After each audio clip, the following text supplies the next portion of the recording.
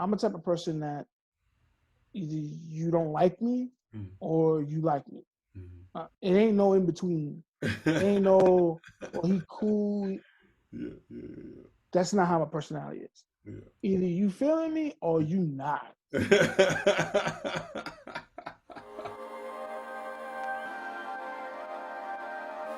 All right, welcome back to Fine 40, a project highlighting Black excellence in San Diego. Today we have the pleasure of introducing you to Luis Martinez. He's a former pro basketball player. He's a U.S. Navy veteran. He's hailing from Brooklyn, New York, with an M.B.A. in organizational leadership. And his company, We the Plug, grew from his volunteering with Startup San Diego, and today he works with Pan-African and Latinx founders in startup companies at all levels, from ideation to pre-seed and Series A funding rounds. He's also the director for Startup Grind San Diego, which has a partnership with Google for startups and tells the stories of entrepreneurs and contributors throughout the local ecosystem. So in this conversation, we unpack his origin story and delve a bit deeper into the man behind the hustle, which includes commentary on his Garifuna roots, his thoughts on the local Black business community, and his vision for creating a tech hub beyond biotech here in San Diego. His story is one of tenacity and vision and risk-taking, and it's really just getting started. So without any further ado, Luis Martinez. Let's do it. Let's do it. Let's do it. Let's do it. Yeah, let's get right into it, man. Chop it up. So, who are you and what are you up to? Talk to me a little bit about what you're doing in San Diego today. Well, for starters, I'm the founder and CEO of We Plug. Mm-hmm. So what we do is we help Pan-African and Latinx startups through the process of building their company out, from ideation all the way to when they get ready to raise their first pre-seed round. Mm-hmm. And that's primarily in the tech space. It can be non-technical, but for the most part, it's folks that are primarily in the tech space, or they have a product or service that's tech enabled, which is mostly everything in 2020. But Mm-hmm. what we focus on primarily is the fundamentals. So there's three aspects that we focus on. We focus on customer profile, customer discovery, and customer validation. So those three things are essential to know what your business is, who's your target customer, what are the pain points of your customers, and how you're going to go back, how you're going to go by generating revenue, um, for your idea. And so the primary focus of that is to make sure that you understand how to build a business, as opposed to in the tech space. It's different than a small business, um, where small business, the model is already proven. In startup world, the model is not proven, so you have to kind of prove your worth per se, right? And so primary focus is, instead of just building out a pitch deck or actually spending money on research and development, you're actually building a product that customers want and need and actually are paying for before you actually go ahead and ask for venture capital. So we believe in venture capital is like the last option. So that should be an added bonus, right? So you're making a certain amount, and venture capital is there to help you reach that next level. So that's essentially what we do. So Mm. So how did you? So I'm hearing you say essentially you're kind of an entrepreneur for entrepreneurs. You're kind of a coach for the leaders. yes, Leader of leaders, let's say. So how did you come to this? What led to this? man, that is a great convoluted, like, 8 figures times 10 question. I'm going to try to keep it as simple as possible. Try. I'm going to probably fail, but I'm going to try. That's all right. So after I graduated from grad school, I was trying to figure out my life, right? And that's in progress as we Yeah, speak. we all are doing that um, every day. so trying to figure out what I wanted to do. Mhm. I know I didn't necessarily want to be an office person, go somewhere for 8 hours, come back, even though obviously, we got bills to pay. So obviously I would have to do that until, everything pops. But uh, in that search, I started volunteering in the startup space, right? And I had no intentions of um, doing anything that I'm doing now. I was more intrigued of learning about entrepreneurship and seeing what business I can get into, and then using those principles to start that business, whatever that is. Um, as time went along, I quickly realized that there wasn't enough of us. Now, this is speaking from a local aspect.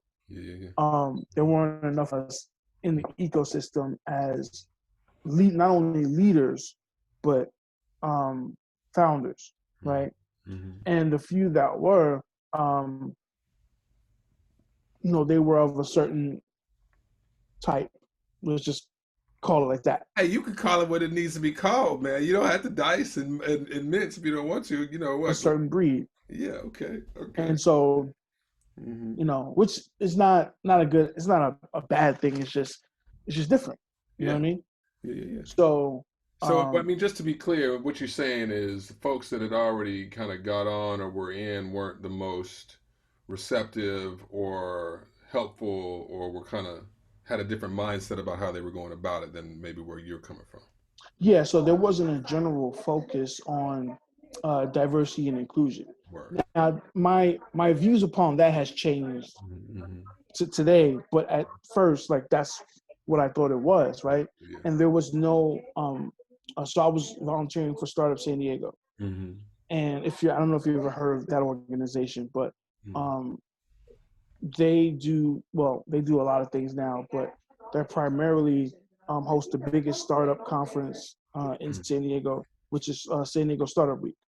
And so they roughly get around 3,000 people to come to that conference, and it's usually the whole week, Monday through Friday. That it consists of various things, but and so I was volunteering for that, and I ended up being in charge of putting in programming for specifically D&I, right? So if we had Black and Brown founders, if we had anything of that sort that's relevant to that topic, that I was in charge of putting that programming in place. What year was this? 2018.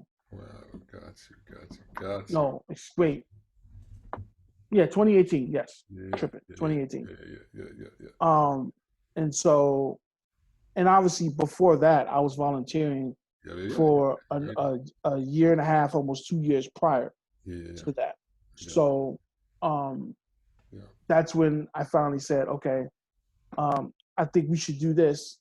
Put D&I. There's not enough, and then they were like, okay, well, you figure it out. So it was kind of left to me. They were like, well, make it what you want it. And to be honest with you, I didn't think they expect much from it. But two things that they underestimated that made it successful. One, I was already volunteering for 2 years prior to even being put in that position, which means that I cultivated relationships that were authentic, right? Because I didn't need anything. Like I wasn't trying to look for money. I wasn't starting anything. They would ask me, "Hey, Luis, what you got going on?" Nothing. I'm just here volunteering. So that kind of opened the floodgates for a open dialogue. Like, okay, I could talk to him, and he's not, asking me for anything or whatever. So that's how I gained a lot of relationships doing that. And just being around the ecosystem, learning the lingo and learning the language. And so I wanted to find out who were the Black startups or, the Latinx startups or whatever, just for general information. It wasn't for a reason. And then by the time that situation was brought to me for the programming, like it was an instant, great. Dude, I know this guy. I know this woman. I know this dude. Yeah. I can make this happen. Yeah. So that's what happened. It came together. And then you said number two, though. You said there was two things that were underestimated. One was your network, and what was the other one? Oh, just my determination. Like, um, you know, I grew up in Brooklyn, so I have a Oh, look at different, this. It comes out. Okay. I have a different, yeah. So it's the different, my Yes. way of thinking is a little different. So, Yes. Yes. um, Yes. you know, but Well, take me back to that just for a second. I know we're kind of hopping all over the place because I feel that's like cool. the origin story is helpful sometimes. So I'm catching the wave about how you kind of got on and flipped it, and so I got an opportunity. You came with the right amount of prep and self, and boom. So I'm going to come back to where that goes and what you're up to, but the Brooklyn piece, like I read through your LinkedIn. I saw the Navy. I saw the organizational leadership stuff, and uh, and I'm curious too about the Luis Martinez because if I didn't see you out the gate right, I'd make assumptions about who I'm gonna meet if I Yeah, didn't yeah, pull yeah, up yeah. right. So hmm just culturally and family, all that stuff. Like what happened? How'd you get from Brooklyn to here? Okay, so first off, um, my family is from Honduras, right?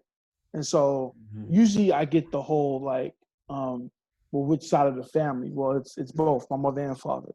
You know, Wow. we just black, Yeah, right? yeah, yeah. And so, Yeah. um, You speak we come Spanish? from, huh? You speak Spanish? Yeah. Ooh, So yeah. it's kind of a elongated story, but we come from a group called the Garifuna Garifuna, tribe, and Garifuna. so um, we were I don't want to say the only because there might be somebody else out there that Yeah, I don't know of, yeah, yeah. but we were one of the only group of people that weren't enslaved. And Okay. so the story goes, we were going to be slaves, like we were on the ship, just Yeah, like everybody else on the transatlantic, yeah, yeah. trade. And then the the ship crashed at St. Vincent. And Mhm, so when they crashed at St. Vincent, mm, they got out, they fought their way, with the um, slave owners, and mhm, they they basically, took over that. And then they settled in St. Vincent, and then they mingled with the Arawak Indians, and then um, which became the Garifuna tribe, and then the Garifuna people, they dispersed into three countries in Central America, which is Guatemala, Belize, and Honduras. And most of them are settled by the coast. mm. So, um, you know, to this day, my parents, they speak Garifuna. My Garifuna. parents, so I'm very closely knit. I'm first gen, so I'm very Ooh, close to it. So we grew up in a very African centered household. yeah, Even though we were Latino, we were um, very, very African. yeah, So I didn't realize it till this much later, yeah. but it plays a big role in how I see things and Mm-hmm. how um, people may take my views. They feel some kind of way, but it plays a role. Say more about that though, because that's you kind of even started with that, like almost like I wonder if this dude knows what he's about to get in a way. And I'm uh, curious about what that is. Well, how do people respond, or what is it that goes on there that comes out in you? What is what it? How I do what I people express it? well, I always joke that you go to my social media, like you got to go with caution. More particularly Twitter and um, more particularly Twitter. I would say. It used to be face. No, let me stop lying. It used to be it used to be Facebook. I used to really get into it with people here locally in San Diego on Facebook, and I've done away with that. I don't even You post on mean you Facebook. kind of mean like how like Talib Kweli be going after folks on Twitter? You like getting like beef going after, or like how? What do you mean? Like calling Like people out? just calling people out on their bullshit. Like that's Yeah, yeah, what it is. yeah, And excuse me, if I see you saying some BS or yeah, doing some, like, yeah, I'm gonna say it. And, yeah, and yeah, and I feel like in this local community, yeah, where this is how I see it. I yeah, see a whole bunch of black people. We're in a space, yeah, and there's an elephant in the room. Well, I heard now it's elephant in the Zoom, but the elephant in the room is, okay, this person is basically, um, stepping and fetching, right? Yeah. And nobody's saying anything. Yes. And y'all watching this, and I'm looking around, and I'm just like, okay, so y'all just gonna watch this happen, and nobody say nothing. Yes. And so I'm the one that will say something, Yeah. and it's like, well, how can you, say, like, for example, I'll give you a direct example. I would always use examples of why the community has a loser's mentality, right? There's a difference between having a winner's mentality and having a loser's mentality. So I had a good friend who has a startup. Well, she used to have a startup where it was commuting kids to school or to wherever, right? And it was a transport service. And so I don't know if this might happen last year, I want to say. So do you remember when the nonprofit, I forgot the name of the nonprofit, something PAL, where they took a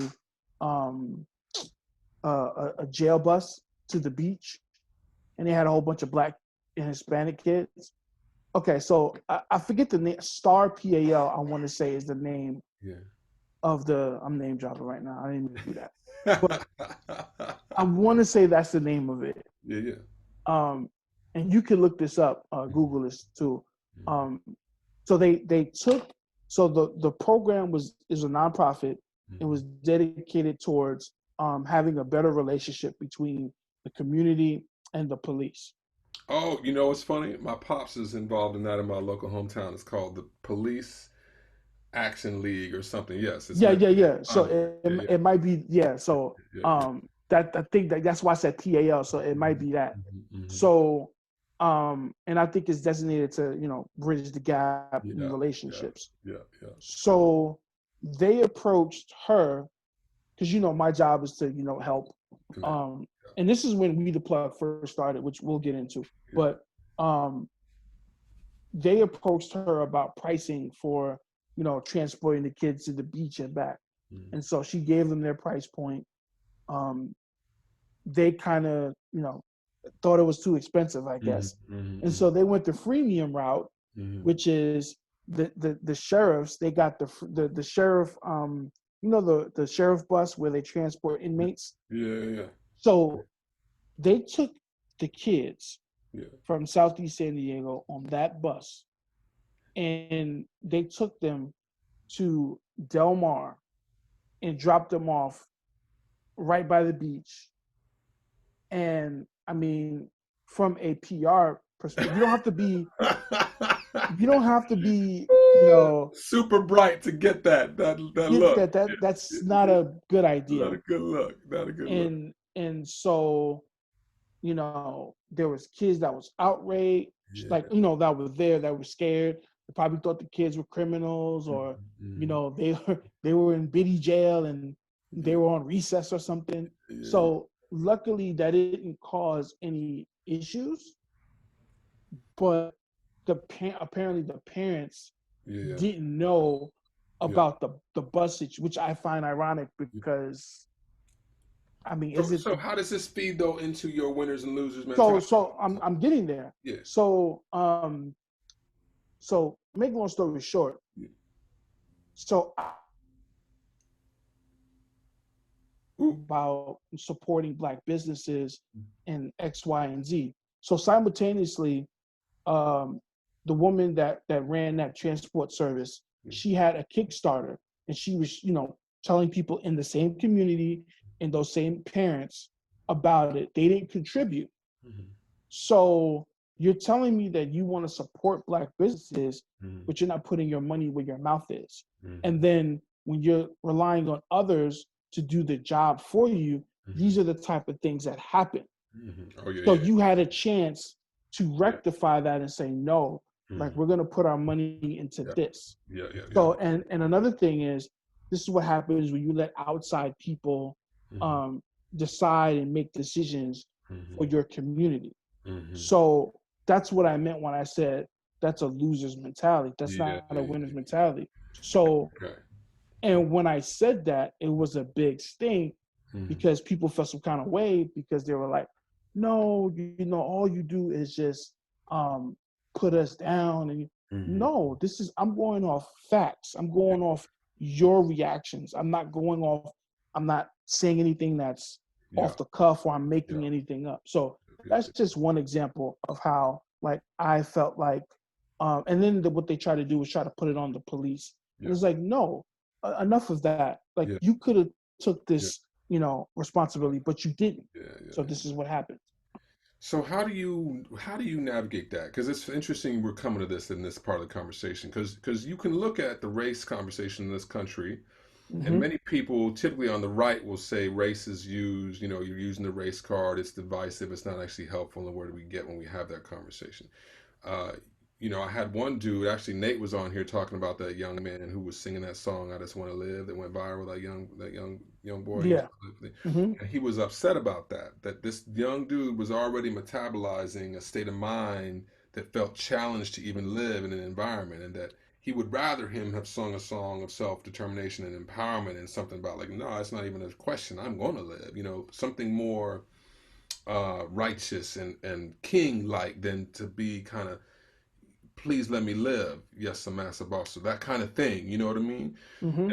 And I juggle this too. You know, I juggle this. My sister works for diversity and inclusion at Amazon. I've been in diversity and inclusion dude in these other spaces, corporate spaces, like I've said to you, where the conversation is usually around, look, there's not a level of representation that we need or achievement that we need or performance that we need. So we need to kind of figure out how to create this environment that's more inclusive of different folks. And there's validity to that, right? Where I'm not going to deny the systematic ways that people of color and other marginalized groups have been kept away from the table. That's real. We got to talk about that. But and even no, go ahead, let me finish this one thing. But this question of self-determination and self like accountability and the recipes for success, you know, like where's that book? I just had it around here. You know, where's that book? It's called Think and Grow Rich. I mean, I don't know where it's at, but you know, it's like that classic book. It's all about mindset, basically. Mindset, that for people who achieve certain levels of success, it's kind of what you said. It's that winner's mentality. And so, how do you go into black spaces and create that kind of rehab? I think because, you know, to have been swimming, I'm gonna say this. I'm gonna shut up. To be swimming in 400 years of stories of slavery, to feel like you're only coming out of slavery, and to be being fed pig's feet and slave food, you know, like the equivalent of it culturally in terms of your opportunities and the visions that you see. I get that it's challenging to turn that corner into something that envisions, you know, kings and queens and winning. So how do you deal with that?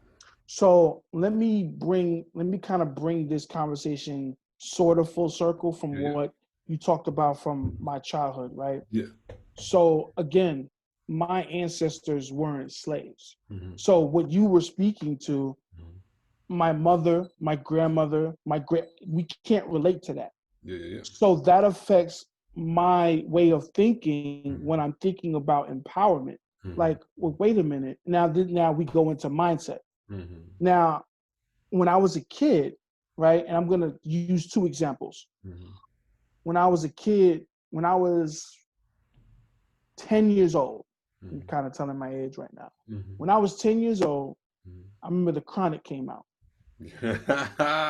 I'm 8 years older than you because that was my senior year, baby. Yeah.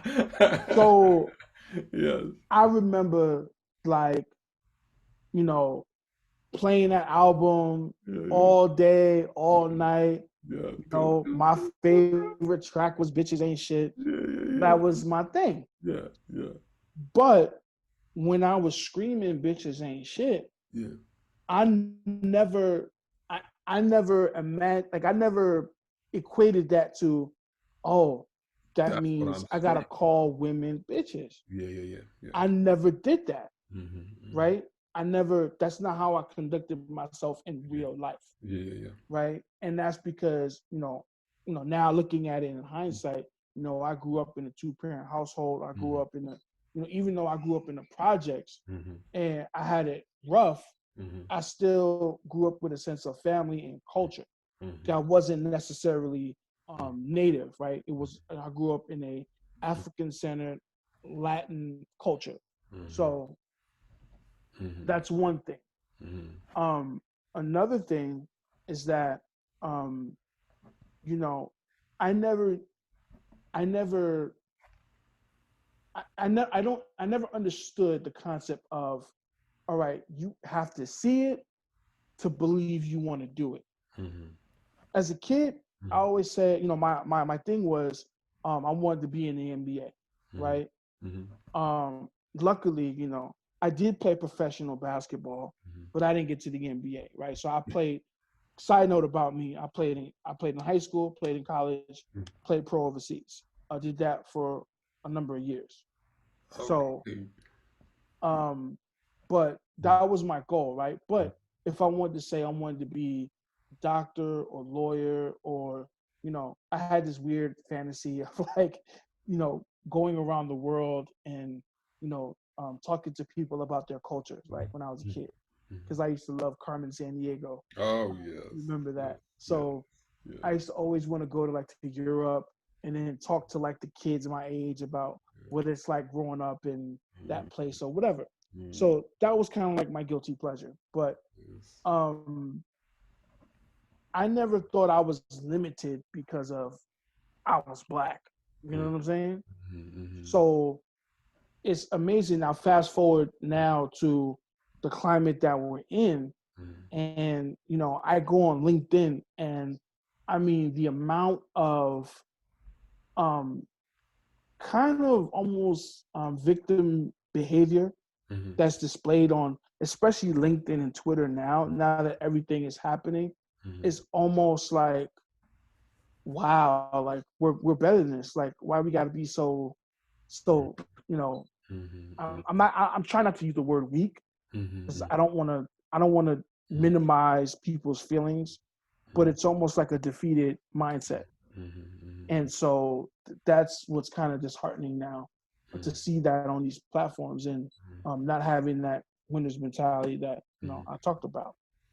So now we're right to it. Because that is in large part the ethos of this entire Find 40 project, is to find people that by hook or by crook, by pattern or by serendipity, have fallen into patterns of thinking and acting that free them and liberate them from all that other stuff. And so it's clear to me as I'm talking to you that you were blessed enough to come out of an environment where you didn't have to really work that through per se. You came out knowing there's nothing about the package that I'm in that's going to stop me from being able to go after what I want to go after. So that's a gift. Now I'll ask you, I guess, a little further down into it though, then, master teacher, how do you,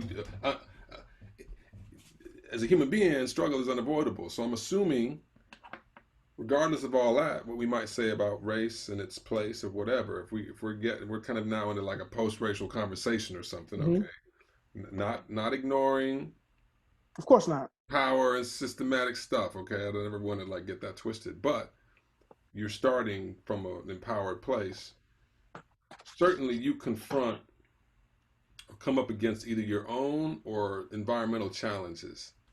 Okay. Things that are hard, either personally and they suck, and you got your own habits that you got to figure out how to move through, or you got something against you. How do you have a process for that, or do you have examples of that, or what's your method for embracing the suck, as they say, and moving through the tough stuff? It's a very interesting question you ask, because I was raised in a way, some people may argue, to the detriment, depending on the context. But I was always taught to be in attack mode all the time. And if you have the luxury to sit back and relax and chill, then that's great. Like, more power to you. But if you're not satisfied with where you're at, then you should always be on attack mode. And yeah, I mean, I don't really know anything else really.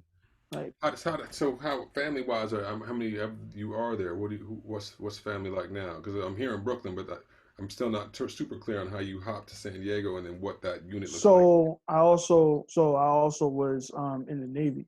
Yeah. And so I was here, and I didn't want to go back to, I'm from old Brooklyn. New Brooklyn is all gentrified, and it's all pretty now, but that's not necessarily the side of the tracks where I'm from. And with family, like, family is family, and I love them, but a lot of times, you gotta love your family from afar, right? And I had to learn that, like, you know what I'm saying, like. But if I go, because so in my family, like, out of my siblings, I'm the oldest, right? So, being the oldest, especially when you grow up in a cultural family, like, automatically certain responsibilities come to you. And so you're like, okay, that's nice, but what about me? And so that was actually what's happening to me before I left New York, where, like, I was kind of putting out everyone else's fires and not my own. And I was the one being stuck, not going anywhere, like, meaning on a professional level or setting goals and things like that. So I felt like in order for me to get to a certain place, I had to leave, right, for me to learn and grow. And it was kind of like the most necessary thing that happened to me, even though I really didn't want it to happen, but it is what it is. So. What was that? Yeah, sometimes we have these turning points or aha moments where we whoop. So what got you on that ship, or what was it? I always knew that there was, so I grew up in the projects, and so you grow up with a lot of people that already have defeating mentalities and about themselves and around the people around them, right, for the most part. And as I was getting older, I saw that, and I knew there was a other side, but I didn't know what that other side was, right? But I knew, well, shit, like, life can't be like this. Like, it has to be better in some way, shape, or form. Now, I don't know what that is, because this is the only life I know, right? I don't know anything outside of, being in the projects and hustling to get a dime here and there. So, out of my friends that I was hanging out at the time, like, I would be the one to be like, yo, let's go to Tribeca, or let's go to, the art district. I was always curious about, people that live certain lives, and wanted to see what that was like and things of that nature. And, but I knew there was something. And then eventually things happened. And then I got to a point where it was like, I have to make a change. Like, I got to do something. I got to basically roll the dice and see what happens. So that's basically what happened.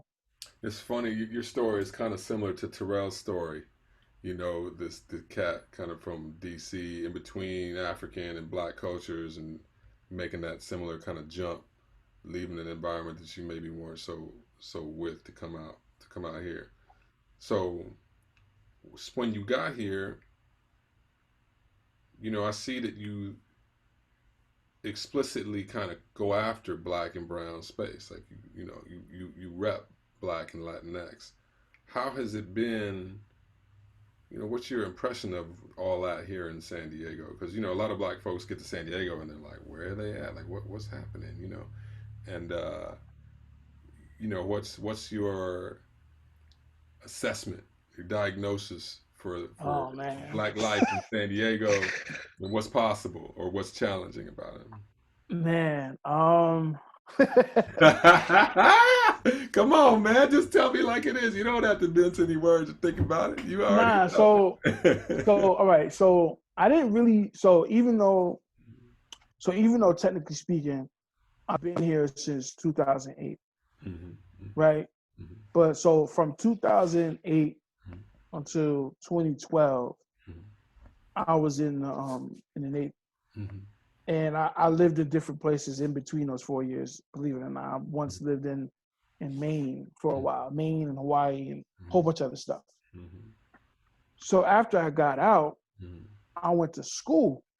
So only thing I did was I went to school, went to the gym and went home. Like that was the schedule. I didn't really associate with anyone. Like that was it. Then when I started getting into what I'm getting into now, then I started to get into the community aspect, right? And I was dealing with certain of your typical organizations here, and my first experience of really understanding community was when I was part of the Veterans Committee for the NAACP chapter here locally. That was my first real experience, like sitting through an actual meeting and seeing how it goes and that kind of thing. And that first meeting was like a oh shit moment. But why do you say that? What was the eye opening? Okay, so first off, I'm going to explain this in detail. So I walk in, and if you ever been to like any meetings that have boards, right? They have like the table in the front set up with the board members, and mind you, I'm oblivious to all this. So as soon as I walk in, the first thing I see is 3 white people in the front. So I'm looking and I'm thinking I'm in the wrong place. So I'm like, oh, am I in the wrong place? Oh, no, you're in the right place. You know what? I'm telling the story wrong.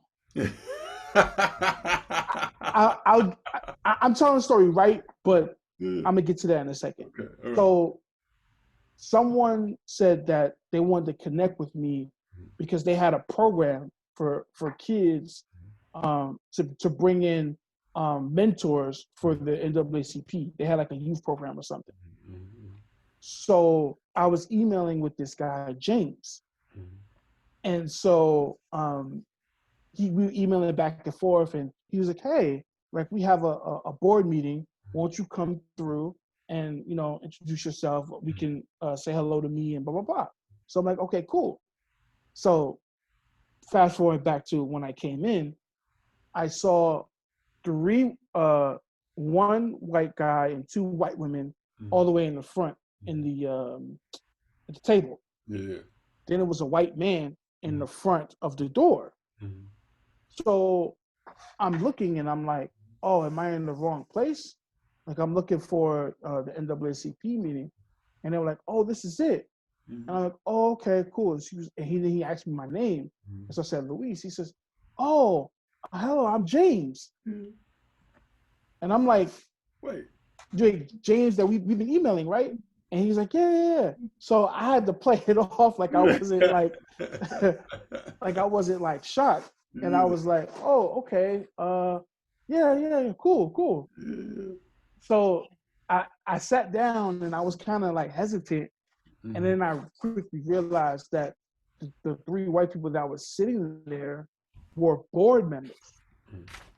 So when the meeting started and they introduced themselves and everything, I just was like, where am I right now? Like I was lost. Got it. And because so in your mind, the NAACP should be black folks.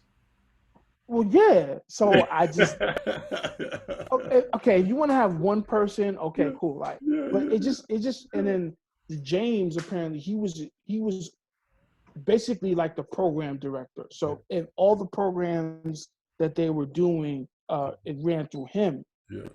And I just was like the whole meeting. I just was like, something about this though seemed right. What is?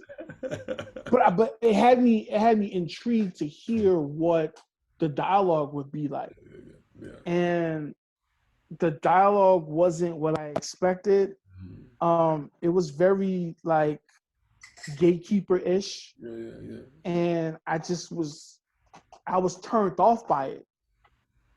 Okay. So And this. Okay, go ahead. I'm listening. Go on. so, but I separated that from being part of the veterans committee because we were kind of separate from the main. I didn't have to deal with because I wasn't the committee chair of the veterans, so she dealt with them, and I didn't want to deal with them. I just wanted to help other veterans and raise money. So that's So that was kind of like my first like experience, and then I would come home and complain all day, and just So So then, how do you get your head around that now? Then if we come back to the idea of Black San Diego or what's possible in this town. I mean, just to the point about you have a certain brand, man, and if you're coming at this as a person looking to inspire other Black and brown folks into foundership and building and self-determination, what does when you look out across San Diego, and even I'd be curious, I haven't heard of this startups week myself. That's an interesting group. What's possible? What do you where are the seeds? Like what maybe the better way of asking it is like, where do you see hope? Like what are you excited about, or what feels kind of like, okay, I can this right here, like in what you're doing with We the Plug, like what's hot, what's happening? And where do I see hope? Oh, look at this man! Come on, bro. I know you can't be surviving on grit alone, on attack mode alone. There's got to be some love. Like, where's the love? What's the like? Ooh, this is good to me. I really wanna I really wanna agree with you. I really wanna agree with you bad. But so nothing can change without mindset. Yeah. Right? Mm-hmm. And the mindset that me and my business partner are on is on a different trajectory. Now, whether that's right or wrong, that can be debatable from whoever point of view, whatever. But I just see it differently to where people are not focused on. So this is my assessment. So let me just be frank. What's happening is that obviously the prices are going up. Everything's happening, right? And they're trying to transform certain areas into gentrifying some of the neighborhoods. Now they're trying to make, and this is inside baseball because I'm on the major like committees here in San Diego when it comes to tech and innovation. And so not only do I run We the Plug, but I'm also director of Startup Grind here as well. So I'm privy to a lot of these ecosystem meetings. And so they're trying to turn San Diego into a tech hub. And so if you've been kind of paying attention to the news, they tore down Horton Plaza, right?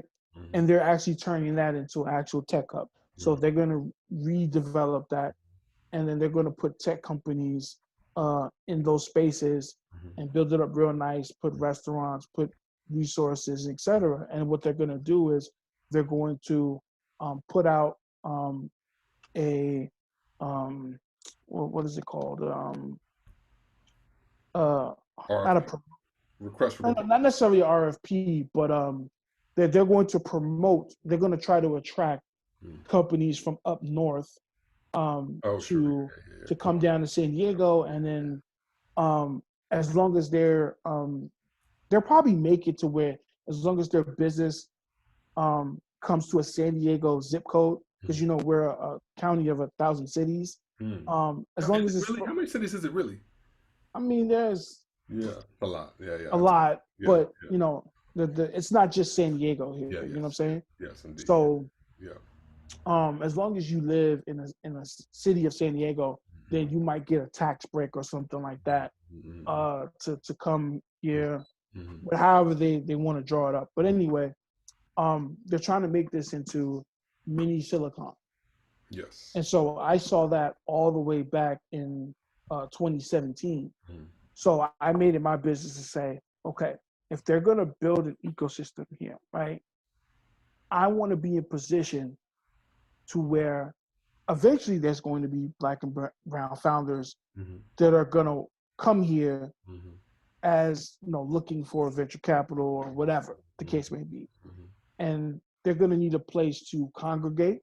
They're going to need a place to connect with each other, right? And there is no space for that. So I want people to say, when they talk to the powers that be, say, oh, I want to connect with other Black founders, and I want to be, We the Plug should be the first name that comes out of people's mouths. Yeah. So you do the work to set it up that way. Yeah. And so saying that, they're putting programs, in Southeast San Diego. They're putting, like, for example, the Connect All. I don't know if you're familiar with that.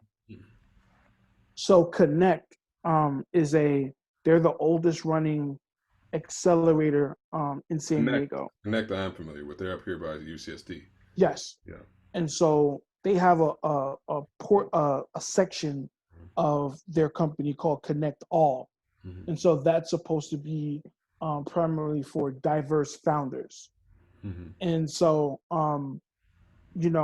which I initially, I was quoted in the Union Tribune as saying like, this is a bad idea. And they asked me why. And I said, because Connect strength is in biotech and life science. And biotech is Connect has never been an ally when it comes to supporting Black-owned businesses. And I caught some heat for that because the person that I thought was supposed to be cool with, he was running around talking to the wrong people. And, so one thing about me. It wasn't Gary, was it? Gary Robbins, I think he's the no. Tribune tech guys. No. It was this guy, H. Yeah, I don't know anybody else. So he. But you know what? Just a side note for a minute while you say that, I just heard, in light of all this societal unrest, the dude, Bill Rastetter, who is kind of the godfather of biotech in this town. San Diego is the third largest biotech hub in this country. So I personally, what you're trying to do for tech, would like to see a similar ecosystem for folks in biotech. Have like, Black folks in that space that can get up with one another. But anyway, Bill has, from what I hear, kind of a 3-year vision for increasing representation in biotech, specifically in San Diego. Working a lot through Reality Changers. I think there's an organization in town that takes 8th through 11th graders and gets them into college or something. helps support them, wrap around services, support them to get to college. But anyway, I took you off your beat. But you this started when I asked you, where do you find hope? And outside of your partner, you thought, you kind of were like, I don't know. So you're laying the groundwork for folks once they get on to kind of come through you. So let me tell a story to kind of bring this full circle. All right. So how We the Plug actually started was me trying to build a local ecosystem. That's a fact. So January of 2019, I said, all right, because prior to that, I was doing events. So I was doing this event called The Psychology of the Black Entrepreneur. So what I wanted to showcase was how, our past behaviors dictate how we behave as entrepreneurs of modern day, meaning like, the trust factor and a whole bunch of other stuff, right? So you just come up with that content? Where'd you what? That's deep, bro. Like that whole title right there. That's like some graduate level. That's a course you audit. What's up with that? Where'd you pull that? Well, I actually plan on doing a lot of stuff with that. Actually, I think you should. So pause for just a second. I have a brother in Brooklyn just moved to Jersey who does a whole Sankofa thing around Black filmmakers, where they have a 5-day event. We've talked about doing this at UCSD or one of the schools around here, where you bring kids in and you do that whole thing. You do a reflect back. You look at the stories, the false narratives, all the bullshit, and then you look to cycle break, chain break, and say, okay, we're going to pause that, look at each other around this table, and recognize that in here lies the solution. And then you give them projects over the next 3 days to like go build something. So for you all, there might be some tech project or whatever, some combine or incubator moment. But yes, please. I think I'm saying that sticks. When you say that, I'm like, yes, please. Yeah, because I feel as if I have a very unique perspective. It's not your normal typical perspective on being Black in America. I have a totally different perspective coming from an immigrant background and things of that nature. Now, when I held, so in January 2019, I said, I need to build a local ecosystem. I don't know how I'm gonna do it, but I'm gonna try. Yeah. So it was me and like 5 other people. So every time I do, it's funny, every time I do a webinar, I did one last night, I showed the picture where it was just the 5 of us. And I go, for an hour, we were bitching and moaning about what's wrong with the ecosystem, right? And so after that, I was like, okay, we got to have some solutions. We can't every time me complain and that, right? So 2 weeks after that, I had to go to Silicon Valley for the Startup Grind Global Conference. And so I got there on the first day, which wasn't technically the first day of the conference. It was the day before. So I was in my Airbnb and I said, you know what? I'm going to see if I can talk to a couple of Black founders to see what their pain points are. So kind of doing, as we say in Lean Startup, eating our own dog food. That's the terminology. So doing our own customer discovery and validation. So I said, let me do that. So I put together a quick Eventbrite and I said, all right, I'll put it out there. My expectation was to get 5 to 7 founders, to talk to them, to get some information, maybe exchange information, and keep it moving. That was the expectation I had. Like, that was it. So and I held it in a coffee shop. So once I got there, it was 5 people, then 7, then 12. It ended up turning out to be 80. And it was all said and done. And this was all in a matter of 15 minutes. The kickback. Like, the de novo kickback. I swear to everything I love. So I sat there, was waiting for people. They were like, hey, are you here for the, yeah, come sit down. So I went to go use the bathroom, right? I was in there like I was in there 3 minutes tops. I come out there, it's like 30 people. I'm like, oh, what is this? And people, it was in the middle of a conference. So there were people there that came from Oakland that, I don't know how you're familiar with the Bay Area. Yep. I used to live in San Francisco and I went to Okay. So we were in Redwood City. Yeah. I used to So you know how far that is from actual Oakland? Yeah. So I had people from Oakland like tell me, like, after it was all over, hey, I drove from Oakland, come down here, I heard about it, and I wanted to be here, blah, blah, blah. So we talked about everything you can imagine. We talked about access to capital.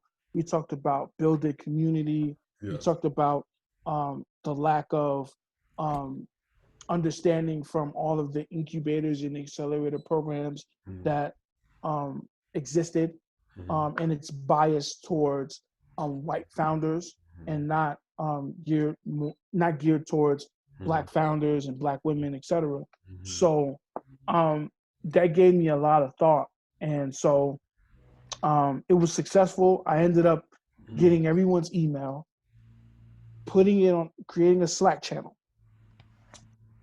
So within the next 2 weeks of creating that Slack channel, a woman that lived in DC got accepted to an accelerator program because she met someone on the Slack channel and connected with them. So right then and there, that was customer discovery, customer validation. This worked. So I knew I had something. Mm-hmm. I didn't know what it was, Mm-hmm. right? So simultaneously, when I got back here to San Diego, I put it on Facebook. Mm-hmm. I put it on LinkedIn. Mm-hmm. So first I'll talk about the global aspect. Mm-hmm. There were people there that were from all over the world. You had people there from Germany, different parts of Africa, and of course, in different places around the United States Mm-hmm. that were there. So a lot of people, I think I got like maybe 700 likes and What were you calling 10,000 this? views. This was the beginning of We the Plug, or what was this? Yes, this was the beginning. What were And you calling it when you were on? So the event. no, it was just You gotta put this into PowerPoint. This is the origin story is dope. I love no, this whole thing. yo, I'm telling you, like this was it was just a meeting. Like that's all it was. I didn't have no program, I didn't have nothing. I just got people in the room. That was it. Yeah. Yeah, people were I posted it on check this out. Yeah. I posted it on Facebook. Yeah. And I had a whole bunch of people here in San Diego. Yeah. Oh, I love what you're doing. I want to be down. Yeah. They didn't know what the hell they were signing up for. They just saw the flash. They just saw the buzz, and they just wanted in. Yeah. And I'm just saying to myself, but you mofos don't even know what I'm pushing. Yeah. I could be pushing drugs for all you know. Hey man, that's PR, baby. You know how that goes. You know. No, but I learned how people here operate. Yeah. So I had to go outside of San Diego so people to see what I was trying to do, and I didn't have nothing yet. Remember, I just put people in the room. Yeah. And so after that, when I came back, my business partner that I have now, I came to her and I was like, look, I did this. This happened. I got something. I don't know what it is, but it's something. So we were coming up with names. And I said, what about We the Plug? And she was like, yeah, that sounds good. And then she asked me, why did I call it We the Plug? So I said, well, it's a double entendre, right? Anything from a technical aspect usually has a plug. Right? Oh, this is genius, right? And if you think about it in slang terms, we the plug, right? We the plug, like you to connect, so we can connect each other. So it's all about building community. It's all about connecting, using our resources that we have because we're tired of being in the back burner. So that's the definition of We the Plug. Obviously, with some drug dealing references, right? But that's how I came up with the name, and we started doing monthly events. Then we got to June, and last June in San Diego Startup Week, and so we partnered with them, and so we ended up doing a couple of sessions during Startup Week. We ended up getting a table at Startup Week, showcasing who we are, and then we had an event that Saturday where we had a women in tech panel, and then I had got someone. So we had a technologist from New York she lived in New York, but she helped African technologists get jobs in the States. Then we had someone from LA who she works at NASA, but she also has her consulting business, and she has another company that she co-founded with. It's called Concrete. So that helps. So it's a marketing company, but the cool thing about it is their employees are either formerly incarcerated Mm-hmm. or actually incarcerated people in jail. Mm-hmm. And so they actually go to the prisons and get their ideas or Mm-hmm. campaigns from these inmates. And then they set up a fund to Mm-hmm. where they can pay them. So they pay them the regular normal rate. Mm-hmm. And obviously they get that with like good behavior and all that. But Mm-hmm. they can't set it up in their name because they're incarcerated. So they have to have someone like a guardian or a Mm-hmm. trust set Mm-hmm. up an account, and then they get regular pay into that account. Mm-hmm. And then obviously if they want to use that for their books or whatever, then Mm-hmm. that's on them. But Mm-hmm. um, then we had her, and then we had a local person um, on the panel. And so after we did that, and my partner Christiana did she moderated that, and then right after that, we did a pitch event. Mm-hmm. And so we partnered with Republic, which is a crowdfunding platform for startups, What's it called? and Republic. Mm-hmm. And so we got 10 startups that pitched. We picked 3 winners, and the 3 of them got $5,000 onboarding credit from Republic. And I mean, obviously we didn't have money to give, but that was the next best thing that we could do.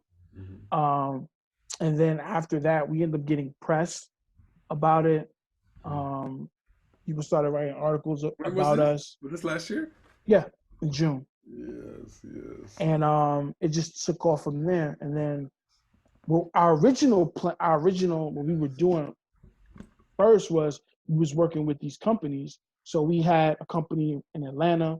We got a couple of companies locally that we were working with, and we would give them assessment tests, right? So we would give them an assessment, and depending where they are, we would send them to a incubator, accelerator, or a program that best suits where they fit. We soon found out that that wasn't the best situation, because again, the whole, and this is what I forgot about doing my research when I did the meetup, that a lot of these incubators, accelerators Don't know what to do. Yeah, like they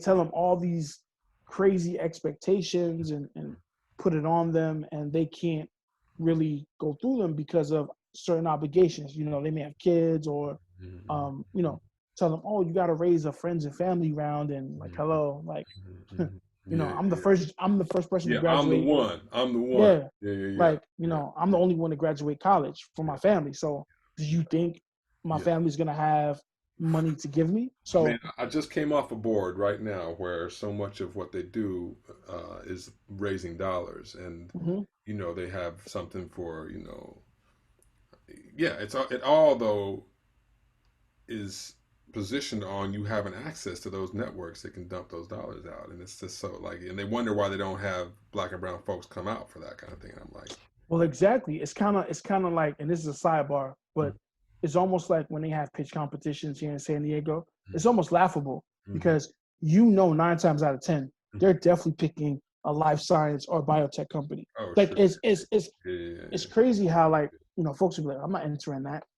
Like, for what? So some biotech company could come in first place? And there's a lot of politics that come in with that, right? Because San Diego, the powers that be, they're, for some strange reason, they want to try to compare themselves to the Bay, and you can't. And the history is written already. That's over with. Now, you can be San Diego. You have unique advantages. You have TJ, who have, like, TJ has a startup community, believe it or not. Like, you know, you can go down and get, if you have an actual product, you can go down there and, you know, your manufacturing fees would be like drastic. So there's a lot of advantages to our ecosystem that we're not taking advantage of and showcasing, I should say, rather, and not being our own ecosystem. But instead, you're trying to be like the Bay. And so what's happening is they're not pumping money into talent development. So they're pumping money into fundraising and above, but not the fundamentals. And so this is where we come in. Yes. Now, we realized this, and this was a serious issue. So we said, you know what? We're going to fill that void. We're going to talk about the fundamentals, and we're going to hone in on that, because I found out, again, through talking to different founders, that the problem wasn't necessarily the funding. I mean, that's a problem. That's a universal problem. Sure. Right. But what you gonna do with it? Like, how do you? What's your thing? What are we talking about? But they were basing their value upon how white people go about doing things, right? So they read in a magazine, oh, I didn't need all this what do you mean? I can't think of it right now. I'm losing my train of thought. No, sorry. Why am I losing my train of thought right now? A prototype. Got it. MVP, right? So, there are founders that are just going into meetings, white founders, with just a pitch deck of an idea, and they get thrown money at them. Yeah. Listen, bro, that's not going to happen to you. So I don't care if your idea is the greatest idea ever. They're not going to do that. So you can't play by the same rules. And so it's hitting that wall. I remember one time I spoke at a community, I guess, town hall meeting here locally in San Diego. And this woman got up and she said, at my job, my boss is always bothering me and, complaining about things that I'm doing. And, my coworker, who's in the same position, same pay grade, whatever, they're white and they get away with murder. And, I get written up and I challenge and I blah, blah, blah. And I told her, look, the first step you need to do is understand that you don't play the same game as them. You're not recognized. You're still fighting that. Once you understand that you're not the same, then you can learn the intricacies of how to play the game and sidestep that minefield. But if you won't admit that to yourself, that you're not the same, then you're going to run into those same problems. So you need to admit to yourself that, you know what, I can't play that game. That's not the game that's not going to make me win, especially in a corporate setting. So saying that, I lost my train of thought. No, because we were talking about the plug that you feel, essentially. Yeah, so going after an area of the market where people don't currently address it, and giving people different mindsets to go after, whether it's capital or what it is that how they prepare for these pitches. And so what's happening is that you're getting a lot of these. So first, let me break this down. Let's break down the wordings when it comes to all this funding.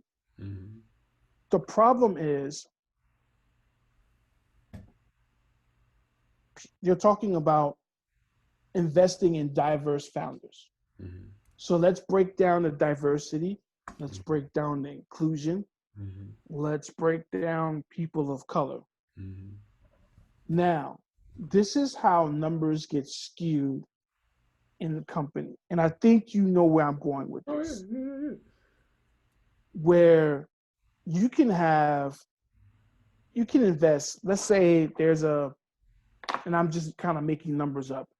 Let's just say there's a $500 million fund that funds in diverse founders, right? I can give 95% of that to white women, because under the definition of diverse founders in most organizations that help startups, white women are categorized as underserved. Now, if you mirror this with affirmative action, you would know that white women have benefited the most from affirmative action if you know that history. Mm-hmm. So the same is happening in the tech space where they're benefiting from getting, those funds. And so now 95% can go to that. The 5% can go to Asian women. The So, 5%. so this is. I'm sorry to cut you off because this is, and I'm also conscious that we're at the top of the hour here. It's 2:15. I want to Okay. respectful of your time, and let me just make sure that I'm not up against anything myself real quickly. No, I'm good. I'm good until. I'm good. I'm good. So we're good. So, uh, so are you? Who are you coming across? So I like to kind of ground this in San Diego, like the dollars that flow in tech, where people are conscious of this. So it's one thing for you to coach people into the fundamentals. Let's recognize the game's played differently, and we're going to figure out together how to empower one another into these lanes where we can be successful and profitable. And man, I love the story. Where are you finding conscious investors to get Well, investors as far as people, VCs, whatever, whoever's every business idea needs capital. So how are you approaching that? well, we're fine because what we're doing is self-sufficient. So we have a membership platform Yeah, that we have. yeah. I don't know if I send you a link, but Please do. I definitely will send you a link. Mm, But we have a membership platform that we're about to launch, and so right now is in beta. So we have over 1,000 people yeah. in our networking community, and Mm, so we've been telling folks to get on our community platform, and so there folks are connecting with each other. Folks are you know sharing knowledge, and so what they're doing is we're putting the information out so that way we're not the last to know everything. got it. And so I This is think, global. yeah, this is global. Wow, And so we have founders from all over the world on the platform. got it. And so, we're doing that. We're about to, we're working on being in London. So that's coming up very, very shortly. So, we've turned into a global thing. Wow. Okay. Now, the Okay. local aspect of Yeah. it is we're going to eventually, like once COVID the situation, is over with and we can actually have in-person events and stuff, we're going to have a local incubator for founders. Got And so, and then we're going to move out because we're going to have an online incubator in September. So that's going to start in September. The applications are going to go out in August. So we're going to move that into an accelerator that's going to be online, and that's for the next time. And then that's going to be geared more towards startups that's getting ready to raise a round. And so for the first one that we're going to have expert trainers that are going to train in various topics, such as, branding and marketing, or, using lean innovation, or just learning how to, what's the word I want to use? I keep forgetting the word. I'm losing my mind. I don't know if it's Friday. Um, Basically condensed time, right?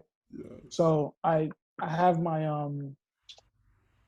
let me look at my pitch deck because I was making a pitch deck and like efficiency or hacks or what's the no. bit? So there's a lot of things that you can do to save time, right? That you would probably need. And so founders that are probably, if it's like just one or two of you, so for example, right, there are apps to where you don't necessarily have to write out every email, right? You can have that Automated like MailChimp. yes, automation. Thank you. Yeah, I don't know why. It's That's the all word I good. was trying Friday to get. afternoon, baby. So Okay. learning how to automate your business, I think that is important as a fundamental first-time founder. The basis of the incubator is most incubators and accelerators, the ones that are white run, they're going to tell you the rules of the game. What we're going to do is teach you how to play the game. Two totally different entities.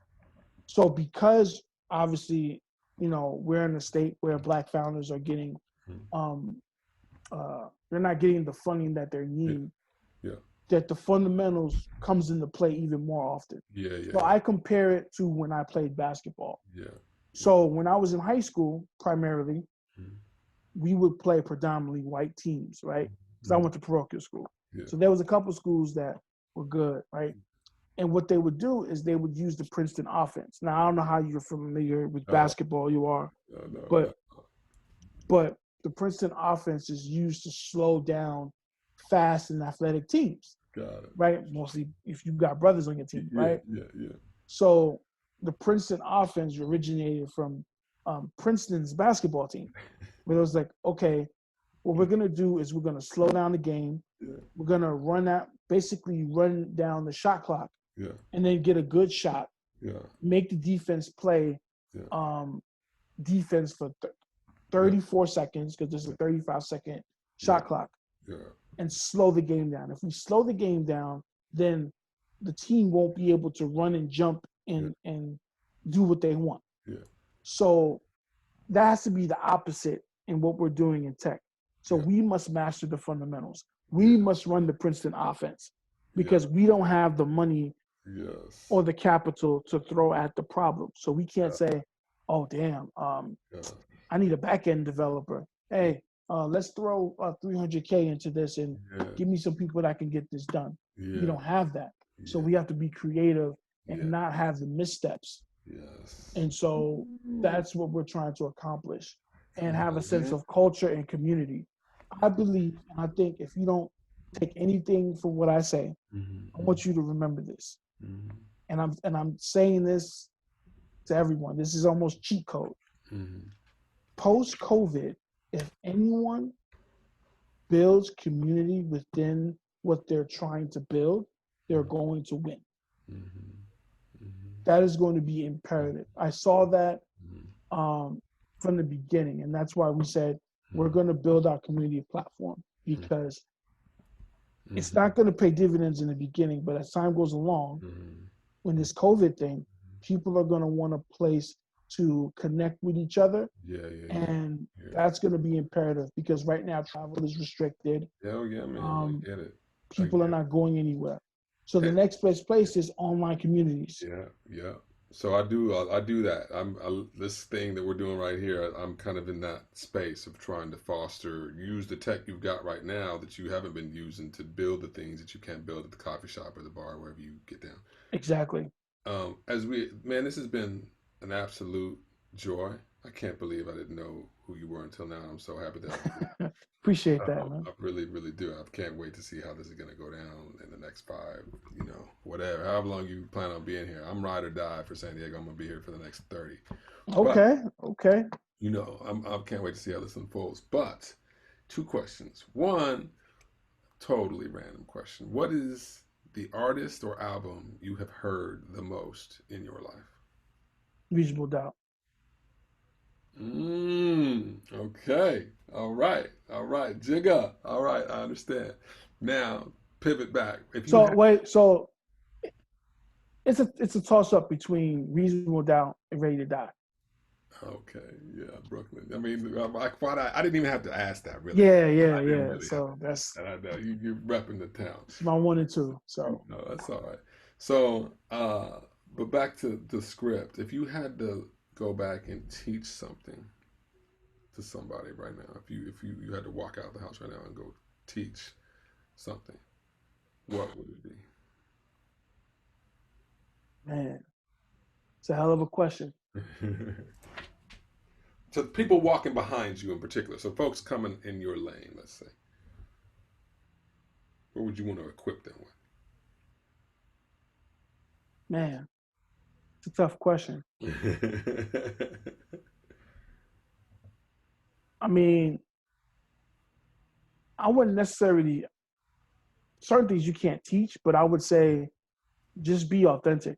Mm-hmm. Mm-hmm. Um, just be yourself. Mm-hmm. Like I see all the time people not being their authentic selves, Mm-hmm. and it's biting them in the ass Mm-hmm. later because Mm-hmm. they're not keeping it real or they're not being their true authentic selves. Mm-hmm. And yeah, I'm Mm-hmm. just be yourself. Like Mm-hmm. I'm a person and self awareness, right? Yeah. So I know Mm-hmm. that in the space that I'm in, Mm-hmm. people are gonna see. I'm a type of person, and I can say this because I have self awareness. I'm a type of person that either you don't like me or you like me. It ain't no in between. It ain't no, well, he cool. Yeah, yeah, That's not how my personality is. yeah, Either you feeling me or you not. yeah.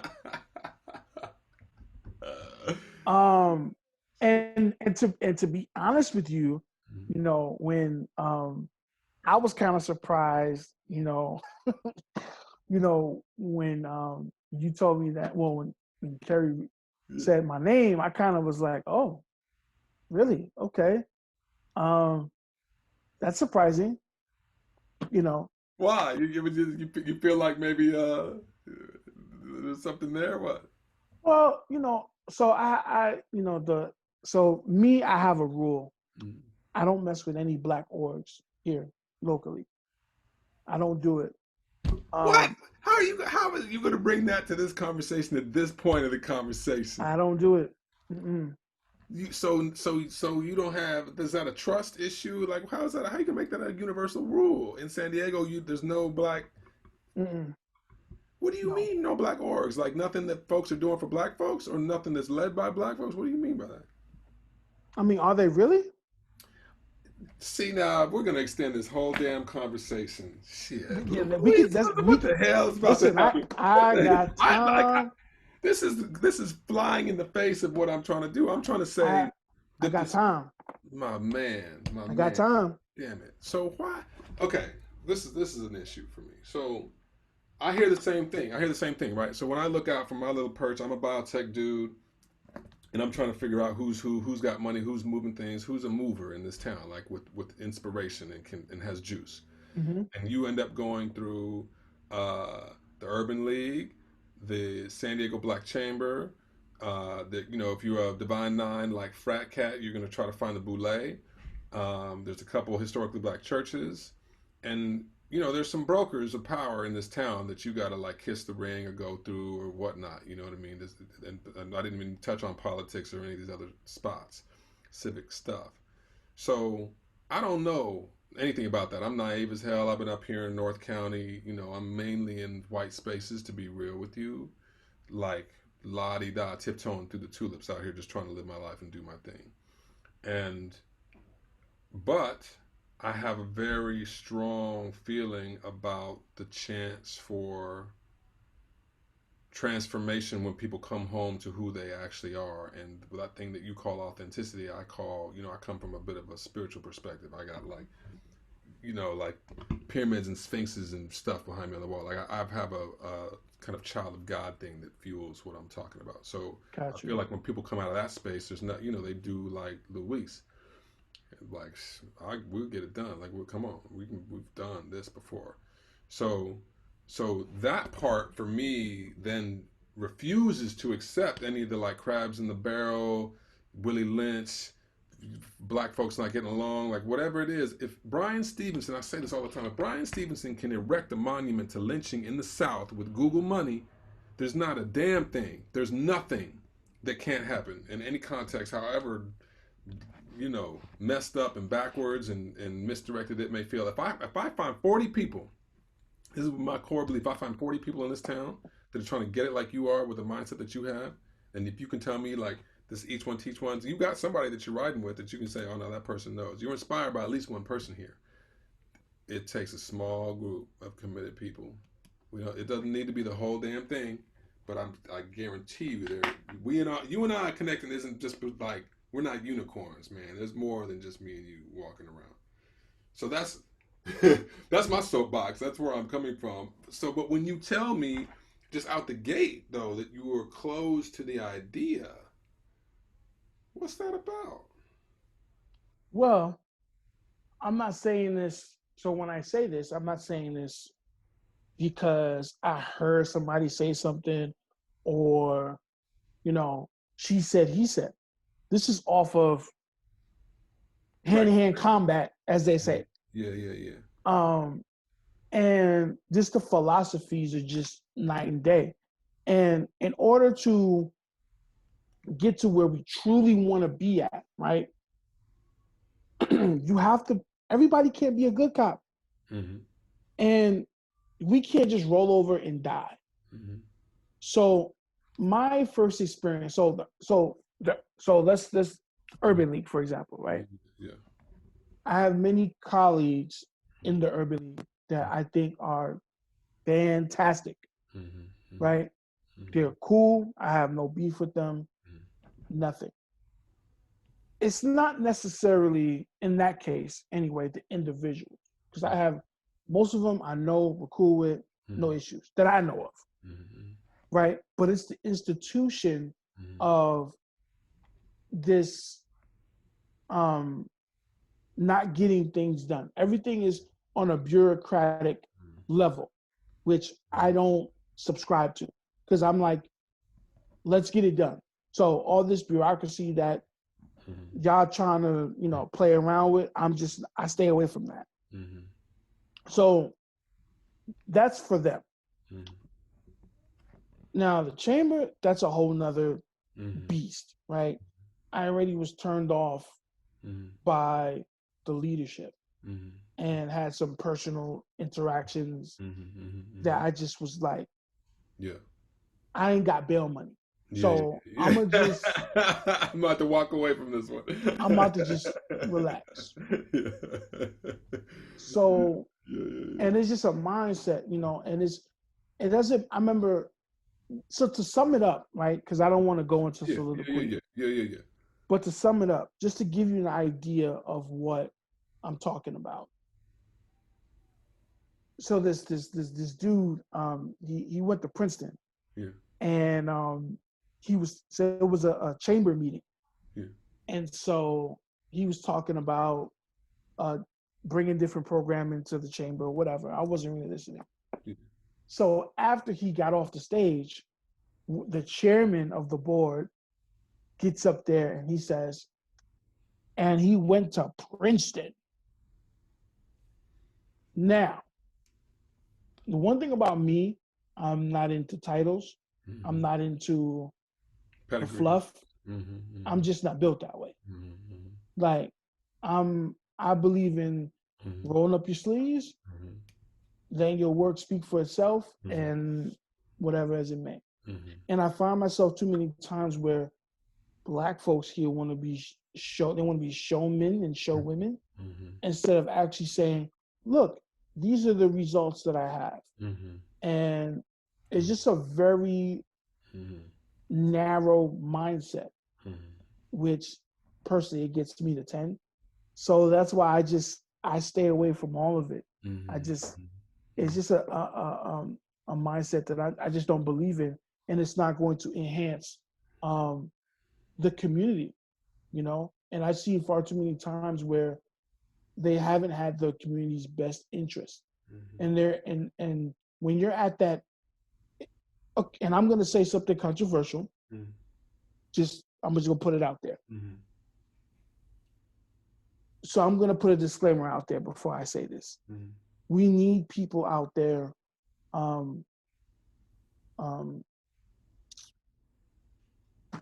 protesting, right? So that's a given. We need people out there protesting, letting people know that what's going on in our country is wrong, it's an injustice, all that good stuff. We need that. But it's easier to do that than to be thug life in the boardroom, where it really matters. And in the boardroom, they get pushed around. And they become second-class citizens. And so that's the part that bothers me. Because if you're if you're saying that you want what's best for the community and you're willing to do X, Y, and Z for the community, like me as a person that's really into it, I'm going to ask questions. I'm going to say, okay, where is this money coming from? What are the resources? Blah, blah, blah. Most of the people they're going to hire that's outside the community, they're going to do their jobs and they're going to go home and not give 2 cents about the after effects of it. Once the job is over, that's it. Right? And so I'm just not into the elitism, and I'm just not into that. That's just not my genetic makeup. So, whew, Lord have mercy. I feel you, man. I feel, as I'm talking to you and picking up your vibe and your ethos and the spirit of what you're after. I can feel the kind of results oriented radical responsibility thing, you know what I mean, and the self-determination. So I understand the kind of antibodies to anything that looks mired in all that other stuff. I do understand that, but at the same time I hear you talk about post-COVID is going to be all about community. So there's that adage you hear people say, think globally and act locally, and I have a real, that's one of the Brian Stevenson things too, that the cat that I mentioned with the lynching memorial that works to free people that have been wrongfully incarcerated, and particularly juveniles that have been incarcerated as adults. So one of his adages is proximity. He talks about proximity and the importance of getting up close to it. Even if you don't know the damn what's happening, you get up close to it, get your hands dirty, which you've done. You model doing that. So to me, somewhere in here, the combination of a person that's willing to do the work, combined with a person that recognizes the importance of connection and community, and who's building environments where people can do that and help one another, I just wonder what the opportunity then is for you in this town. So that's where it gets self-interested for me, because I very much think that given our proximity, like you say, we're a border community. We're a community of these convoluences of, ocean to kind of interesting stuff, almost tropical palm tree stuff, to deserts, cultures between TJ and America, and there's like military clashes with biotech and all this other stuff. Like the opportunity for a certain all in it togetherness of San Diego feels high to me. So it would just pain me, given a person with all of what you're cooking with and working with, and the insight and experience that you have, for folks not to be able to build with that. Now, I get it. We can't please everybody. You only got a couple. You can't be all things to all people. You got to do what you do, and people are going to get it or not. So I totally get that. But I just wonder. Yeah, I guess time will tell. I can't help but believe that there's something in here that is a possible game changer for San Diego. For black and brown folks in San Diego. Yeah, I'm not. The thing is, I'm not worried about that, because the work will speak for itself.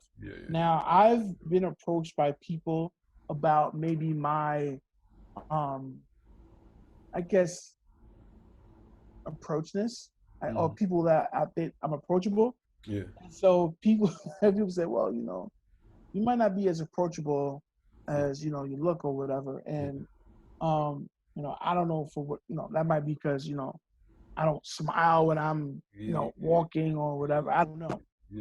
But I've been told many things. I'm divisive. My favorite is I'm polarizing. That's my favorite. And I don't make no apologies about it. I try to now stay away from that, because I know a little bit can be detrimental to what we're trying to do in the long term. So I try to back up from that. I still feel the same way. Like I'm not, switching it up, but I just feel like, well, is it necessary to really comment on such things or things of that nature? Like, for example, I saw a brother on Instagram Mm. who is very prominent here, Mm. who he never ever spoke about Black businesses. Mm. Never. Mm. And I was following him for about a good 4 or 5 years. Mm. You know, he had his he had his he was playing in the snow, he was doing all that good stuff. Mm. Cool. Whatever. Mm. Um then all of a sudden, when it's cool to be Black, Mm. when it's because white people say it's cool to say Black Lives Matter, Yeah. he comes out and says, he puts out a video talking about supporting Black businesses. And, I guess he was part of the Chamber of Commerce's, Mm. they were trying to raise some money for businesses that were affected by COVID. Mm. That's great. But I personally felt offended because here you are, because Master says it's okay to say that Black Lives Matter, that you want to show your face and talk about Black businesses. To me, that's fake. So I DM'd him and I told him about that. One thing about me, you're gonna know where I stand. So, and I have a habit of like, okay, you have a problem, here's my address. Like, so that's why I stay with him, because it can get real bad. So what's up with that though? Like, we all have growth edges. I was talking about this with my wife. My wife has her master's in marriage and family therapy. Mm-hmm. I've had my brain wide open. I've had all sorts of talks about what I do and how I do it. So we in this house have a kind of growth mindset, which says everybody's got a growth edge somewhere. We're all up against something that we're trying to repattern, let's say. How do you approach that for yourself? So if what's coming up, I mean, you were already almost put me on notice when we stepped into this room, right? Like, I don't know if you know what you're about to get, dude. Like you come with the idea that people might have a reaction to you. And I have no preconceived notion. I just step into the place like, what's up, man? And I'm an authentic dude too, and feel, I got my own. I'm empowered in my own right, so I don't have a whole lot of like trepidation about people. I feel like I'm a people person. I can work with whatever you give me.